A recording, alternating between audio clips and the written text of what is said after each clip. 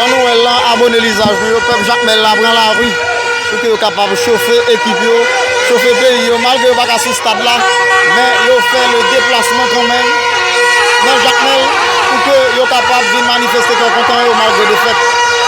Haïti prend, mais en face Brésil, nous ne savons pas qui ça nous va le reste à vous vite.